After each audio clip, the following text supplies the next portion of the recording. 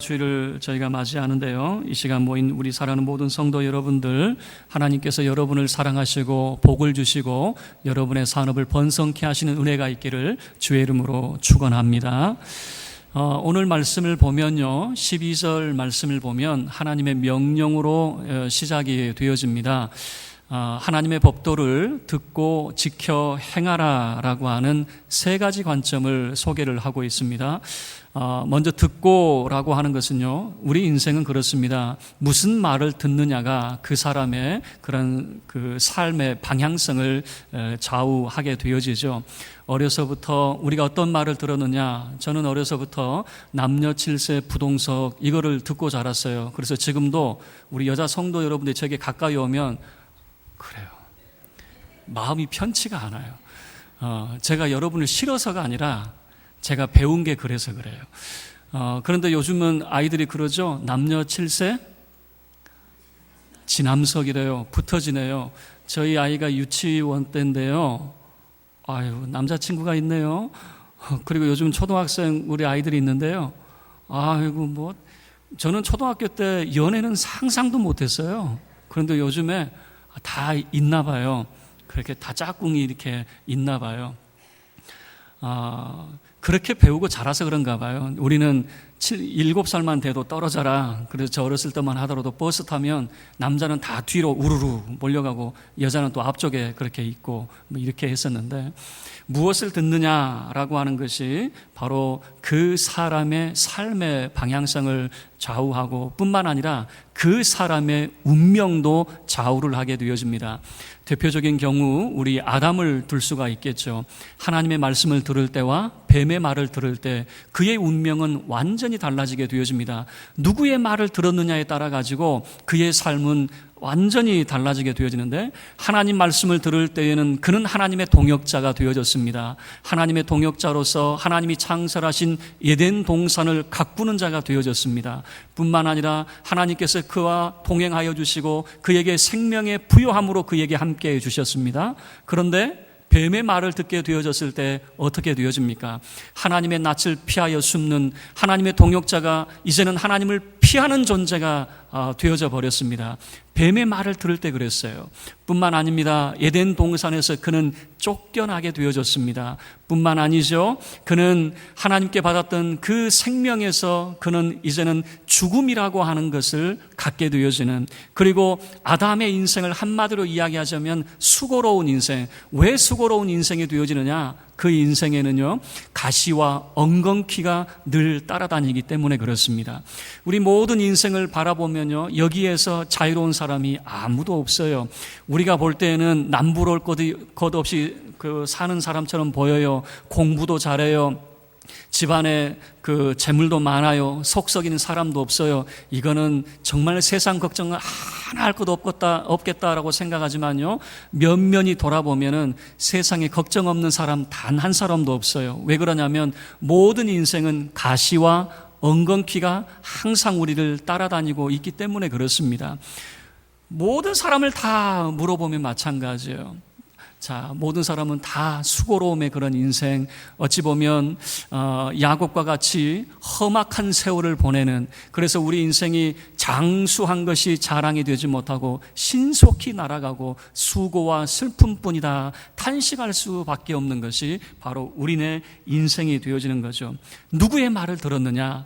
하나님의 말씀을 들을 때에는 참된 평강과 생명을 얻게 되어지지만, 뱀의 말을 듣게 되어질 때는 우리 인생은 수고로움이 따르고 가시와 엉겅퀴가 떠나지 않는다라고 하는 것을 보여주는 것이죠.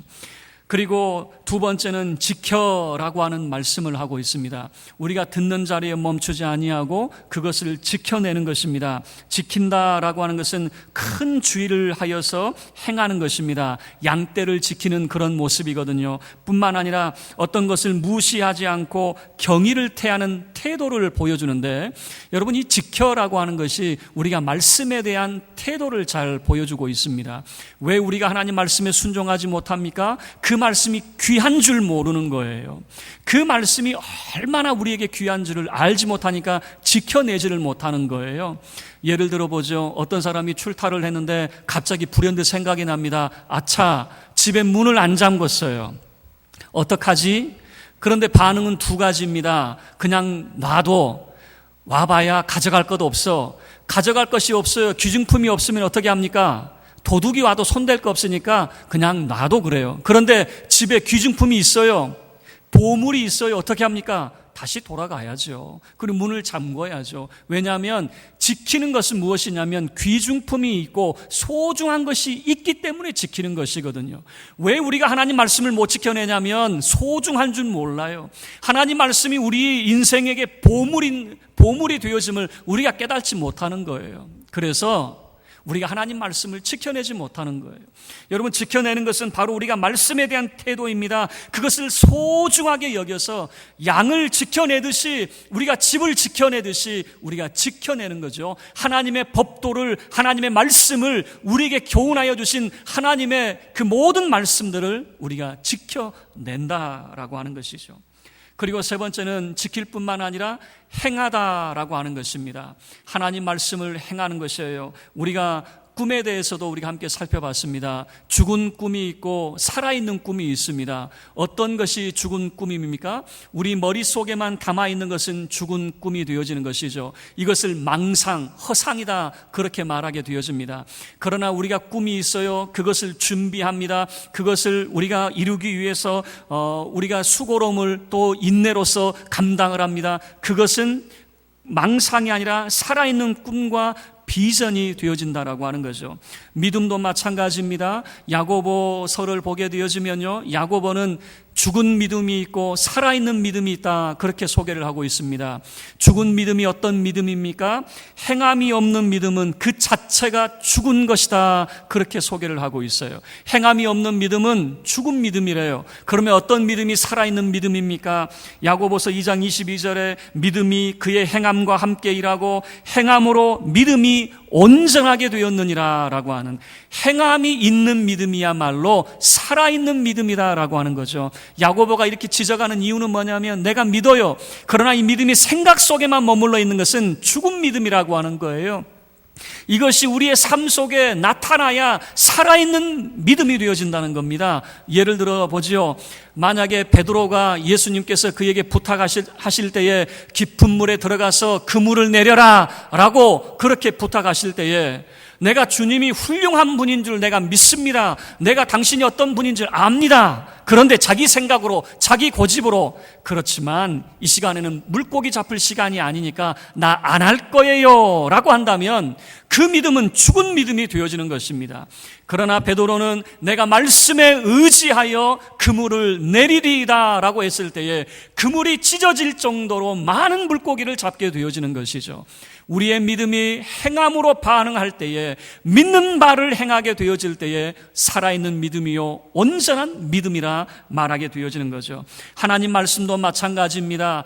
아무리 좋은 말씀을 우리가 받는다 할지라도, 아무리 좋은 말씀을 우리가 들었다 할지라도 그 말씀을 내가 마음에 붙들고 그 말씀대로 살아내지 아니하면 그 말씀은 죽은 말씀이 되어지는 거예요. 내 말씀이 될 수가 없는 것입니다. 하나님의 말씀을 내 말씀으로 받아들이는 것입니다. 바로 그것은 말씀을 듣고 지켜 행하는 자의 모습으로 나타나게 되어지는 것입니다. 듣고 지켜 행하는 것은요, 다 따로따로의 개념이 아닙니다. 이것은 단 하나로 이루어진 개념입니다. 우리 잘 알고 있습니다. 생각이 그 사람의 운명을 낳는다는 것을, 생각이 행동을 낳고 행동이 습관을 낳고 습관이 운명을 낳는다는 말은 우리가 알고 있어요. 그래서 사람의 생각과 행동과 습관과 운명은 따로 떨어진 개념이 아니라 하나의 덩어리거든요. 마찬가지예요. 우리가 하나님의 법도를 듣고 지켜 행하는 것은요, 따로 떨어진 개념이 아니라 하나의 개념이 되어지는 거죠. 자, 그러면 왜 그토록 하나님께서는 우리에게 하나님의 법도를 듣고 지켜 행하라 그렇게 말씀을 하셨을까? 16절 말씀이 우리에게 잘 보여주고 있습니다. 16절 말씀의 하반절을 보게 되어지면요, 행여라도 우리가 올무에 빠질까 염려하는 그런 모습이 소개가 되어지고 있습니다. 이 올무라고 하는 것은 믿기 덫이라고 하는 그런 의미인데요, 다시 이야기하면 유혹하는 것이 되어지는 것입니다.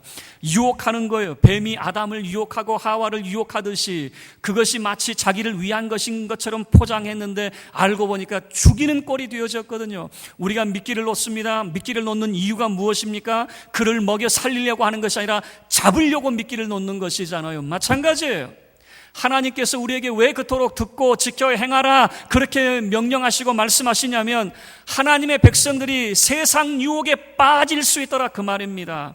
세상이 좋아서, 세상이 부러워서 하나님의 법도에서 우리가 벗어날 수 있더라 그 말입니다. 세상 유혹에 빠집니다. 세상 문화에 빠집니다. 성경이 말하는 가나안 문화가 어떤 문화였습니까? 소돔과 고모라의 문화로 대변이 되어지는 것 아니겠습니까? 음란한 문화입니다. 그리고 나그네를 정말 위협하는 그런 문화입니다. 하나님을 대적하고 하나님을 알지 못하는 문화가 소돔과 고모라의 그런 문화였거든요. 그런데 실상을 보면요, 소돔과 고모라 그 땅이 어떤 땅이었습니까? 에덴 동산처럼 좋은 땅으로 보였습니다. 애굽의 땅처럼 기름진 땅처럼 보였습니다. 사람 살기는 좋아 보일지 몰라도 그 땅은 하나님의 형벌을 면할 수 없는 음란의 도시였거든요.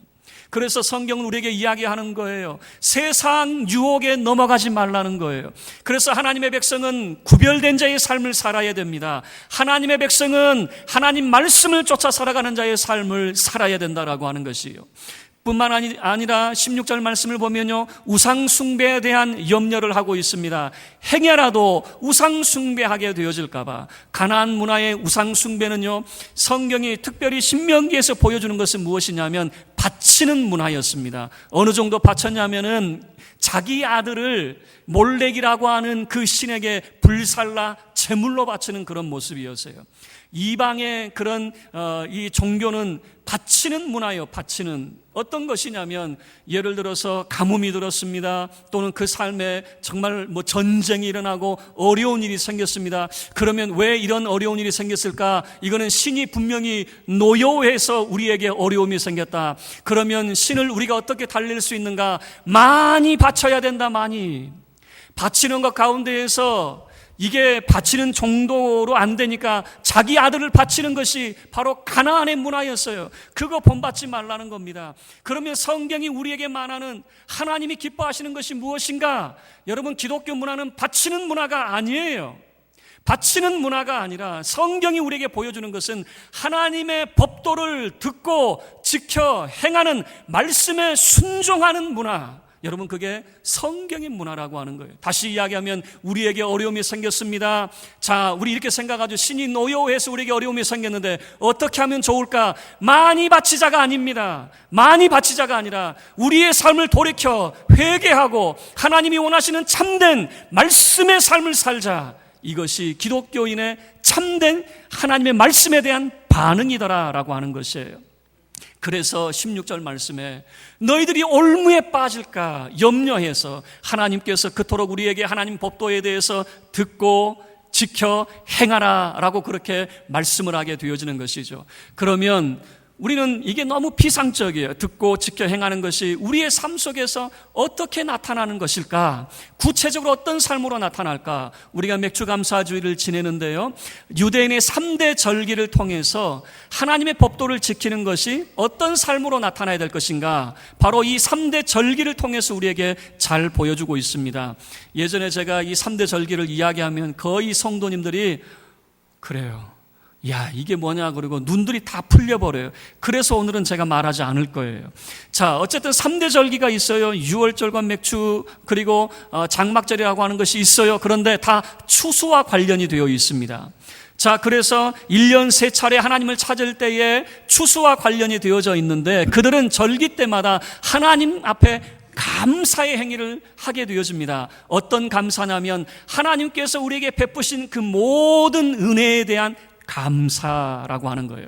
그런데 여기에 그치지 않아요. 그 감사는 반드시 이웃과 함께 나누는 감사로 나아가게 되어집니다. 자, 재물을 하나님 앞에 드렸습니다. 그리고 그 중에 일정 부분을 자기가 갖게 되어지는데 이것을 가족들과 함께 나누고요, 이웃들과 함께 나누는데 어떤 이웃들이냐면 가난해서 참으로 재물을 준비하지 못한 사람들, 음식을 준비하지 못한 사람들과 함께 그 음식을 나누어서 모든 사람들이 함께 누릴 수 있는 감사로 만드는 거예요. 그래서 감사의 진정한 의미는 뭐냐면 나만 홀로 누리는 것이 아니라 모든 사람들이 그 기쁨을 함께 나누는 것이 진정한 감사가 되어지는 거예요. 이방 사람들은 이렇게 생각합니다. 하나님이 주시는 복이 어떤 복일까? 이방 사람들은 정말 하나님께서 우리에게 넘치도록 내가 내 손에 쥐을 수 없을 정도로 많이 주시는 것이 복이다. 이방 사람들은 그렇게 생각합니다. 그러나 하나님의 말씀이 우리에게 규정하는 것은 무엇이냐면, 하나님의 복이 무엇이냐? 하나님의 참된 복은 나 홀로 누리는 것이 아니라 모든 사람들이 함께 기쁨을 나누는 것, 모든 사람들이 하나님의 은혜를 함께 나누는 것이야말로 하나님께서 우리에게 주시는 참된 복이다라고 성경이 우리에게 규정을 하고 있어요. 그래서 하나님의 법도를 듣고 지켜 행하는 우리의 삶은 감사의 삶, 하나님의 베푸신 은혜에 감사하고 이웃들과 함께 나누는 감사로 나타나야 된다라고 하는 것이죠. 그렇게 우리가 하나님 말씀을 지킬 때에 하나님께서 우리에게 약속해 주신 것들이 있습니다. 12절 말씀을 보시죠. 12절 함께 합독하겠습니다. 시작. 너희가 이 모든 법도를 듣고 지켜 행하면 내 하나님 여호와께서 내 조상들에게 맹세하신 언약을 지켜 내게 인애를 베푸실 것이라. 우리가 하나님 말씀을 지키면 하나님도 우리에게 약속해 주신 것이 있는데 하나님도 지켜주시겠다라고 하는 것입니다. 무엇을 지켜주시는가라고 했더니 하나님께서 조상들에게 약속해 주셨던 것들을 지켜주신대요. 그 약속이 뭔가라고 봤더니 인애를 베풀어 주시는 것이다 라고 하는 겁니다. 인애를 베풀어 주신다는 것은 바로 이런 것입니다. 하나님이 우리를 사랑해 주신다라고 하는 것입니다. 우리가 하나님 말씀을 잘 지켜 행하면 하나님이 우리를 사랑해 주신대요. 하나님이 우리를 사랑해 주신대요. 하나님께 사랑받는 믿음의 권속이 되어지기를 축원합니다. 우리는 이런 생각합니다. 이런 말들을 종종 나누게 되어집니다. 이렇게 하면 하나님이 기뻐하셔, 저렇게 하면 하나님이 기뻐하셔. 그런데 자세히 들여다보면 다 자기 생각이에요. 자기 생각에 좋은 대로 이야기해요. 이렇게 하면 하나님이 기뻐하셔. 어디 성경에 그렇게 이야기하고 있습니까? 그런데 오늘 성경은 분명하게 이야기하고 있어요. 하나님이 어떤 사람을 사랑하시느냐? 하나님 법도를 듣고 지켜 행하는 그 사람, 하나님 말씀대로 따라 순종하는 그 사람을 하나님이 사랑하신다. 그렇게 성경이 말씀하고 있는 거죠. 그러면 분명합니다. 하나님이 어떤 사람을 기뻐하시는가? 하나님 말씀을 붙들고 살아가는 사람을 하나님이 기뻐하시는구나 라고 하는 것이죠. 하나님이 사랑하는 사람에게 하나님께서는 어떻게 행하시는가 13절부터 잘 보여주고 있습니다. 13절 함께 합독하겠습니다. 시작.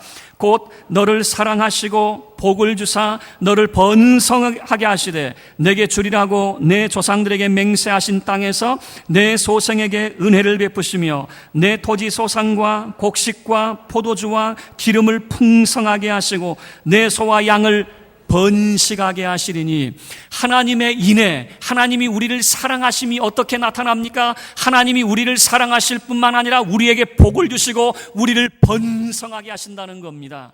하나님 말씀으로 살아가는 사람들에게 하나님의 놀라운 사랑과 복이 넘쳐나게 되어지고 번성케 하시는 은혜가 나타난다는 거예요. 그게 어떻게 구체적으로 우리의 삶 속에 나타나는가? 4가지 복으로 우리에게 임합니다. 하나님이 우리를 사랑하시고 복 주시고 번성케 하시는 증거가 뭐냐 그 말이에요. 4가지 복으로 우리에게 임하게 되어지는데, 첫 번째는 자녀가 복을 받게 되어집니다. 13절 말씀에 내 소생에게 은혜를 베푸시며 라고 그랬어요.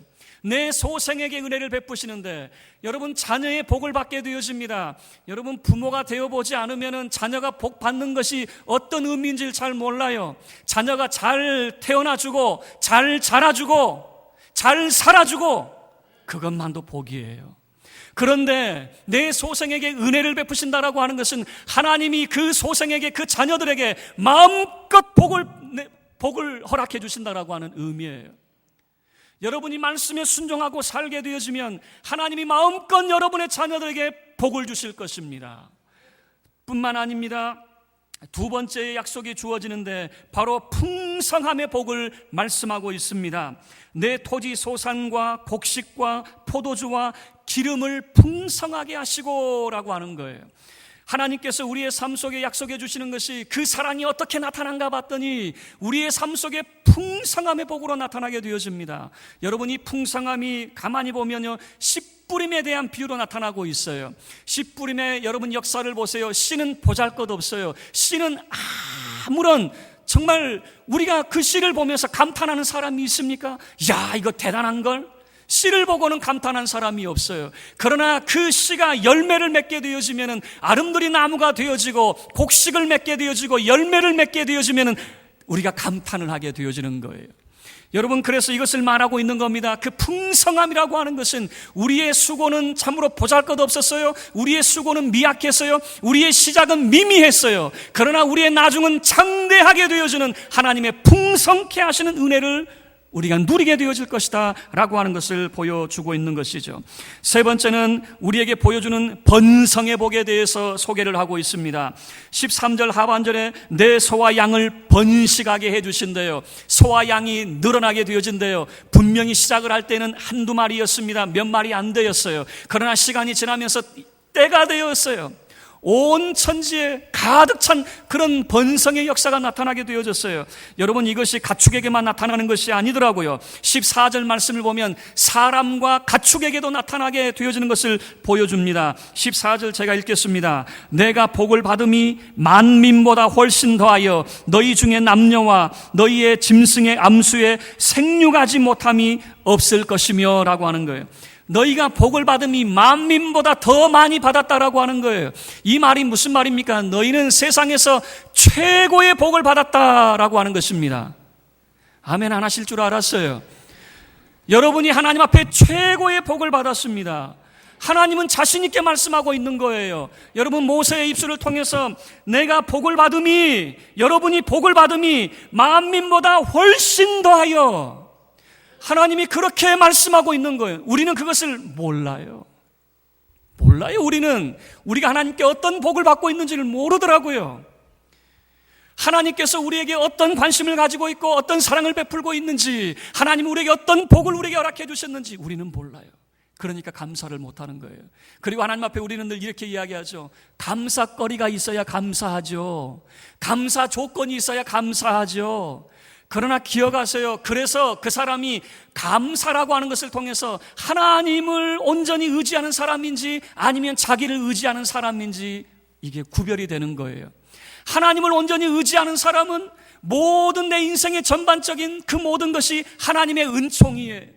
그래서 하나님께 감사하는 것이고 모든 사람과 더불어 나누는 감사가 되어지는 거예요.